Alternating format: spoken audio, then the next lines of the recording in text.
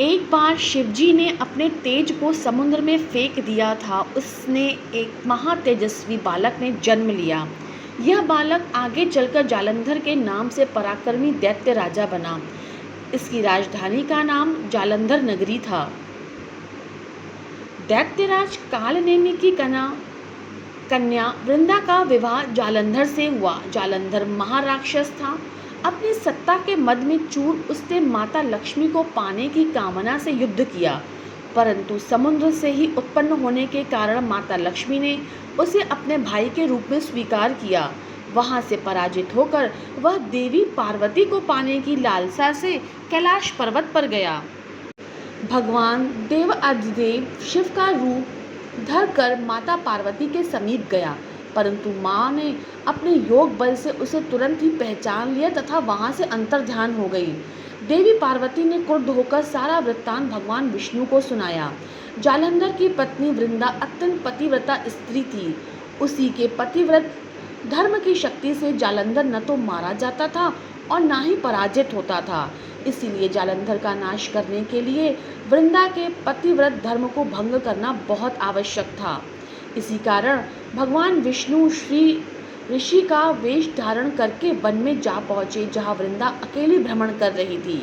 भगवान के साथ दो मायावी राक्षस भी थे, जिसे देखकर वृंदा भयभीत हो गई। ऋषि ने वृंदा के सामने पल में दोनों को भस्म कर दिया। उसकी शक्ति देखकर वृंदा ने कैलाश पर्वत पर महादेव के साथ युद्ध कर रहे अपने पति जालंधर के बारे में पूछा। ऋषि ने अपनी माया जाल से दो वानर प्रकट किए। एक वानर के हाथ में जालंधर का सिर था और दूसरे के हाथ में धड़। अपने पति की यह दशा देखकर वृंदा मूर्छित होकर गिर पड़ी। होश में आने पर उन्होंने ऋषि रूपी भगवान से यह विनती की कि उसके पति को जीवित कर दे। भगवान ने अपनी माया से पुनः जालंधर का सिर धड़ से जोड़ दिया, परंतु स्वयं भी वह उसी शरीर में प्रवेश कर गए। वृंदा को इस छल का तनिक भी आभास न हुआ। जालंधर बने भगवान के साथ वृंदा पतिव्रता का व्यवहार करने लगी, जिससे उसका सतीत्व भंग हो गया। ऐसा होते ही वृंदा का पति जालंधर युद्ध में मारा गया। इस सारी लीला का जब वृंदा को पता चला तो उसने क्रुद्ध होकर भगवान विष्णु को हृदयहीन शिला होने का श्राप दे दिया।